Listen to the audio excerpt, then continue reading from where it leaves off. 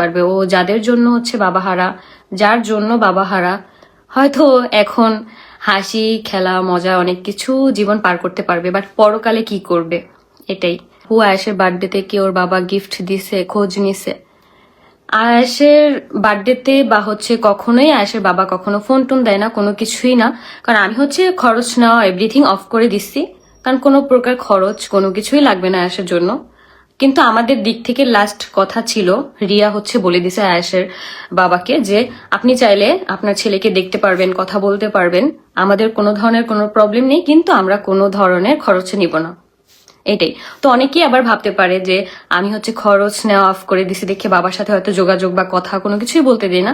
এরকম কোনো কিছুই না। আমাদের তরফ থেকে সবসময় আয়েশের দাদা দাদি, আয়েশের ফুপ্পি সবাই কথা বলতে পারবে, কিন্তু আমি কারো কাছ থেকে কোনো ধরনের কোনো খরচ বা হচ্ছে কোনো কিছু টাকা নিব না। কারণ আমার যতটুকু সামর্থ্য আছে আমি ঠিক ততটুকু দিয়েই হচ্ছে আয়েশকে বড় করব। কারণ আয়েশের একবার খরচ দিয়ে শোনানো হয়েছে যে আলিশার প্রমোশনের টাকা দিয়ে হচ্ছে আয়েশের খরচ চালানো হয়, আর আলিশা হচ্ছে আয়েশের দায়িত্ব নিছে। একবার খরচ দিয়ে যে সকল মানুষরা হচ্ছে এত বেশি কথা বলতে পারে বা এত বেশি মানে যাই হোক মানে খোঁচা মারতে পারে, তো আমার মনে হয় না যে সেই খরচটা আমার জন্য নেওয়া উচিত হবে বা কিছু। তো আয়াসের জন্মের পরে বলতে আমি এই বাসায় আসার পরে অনেকেই হয়তো ভাবে যে আমি হয়তো অনেক মাস আয়াসের খরচ দেওয়া হয়েছে, বাট এরকম কোনো কিছুই না। আয়াসের হচ্ছে আমার বাসায় আমি আসার পরে আয়াসের এখন মনে হয় 6-7 মাস রানিং চলতেছে আমি আমার বাসায় বাবার বাসায় স্টে করতেছি।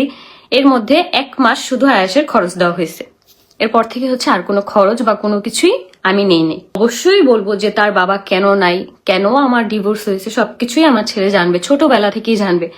সে অবশ্যই হচ্ছে অনেকেই ভাবে যে ছেলে বড় হইলে বলা উচিত, বাট না, সে যখন থেকে বুঝতে শিখবে ঠিক তখন থেকেই হচ্ছে আমার ব্যাপারে সে সবকিছুই জানবে। তার জানার রাইটস আছে, কারণ সে আমার ছেলে, তার জানার রাইটস আছে।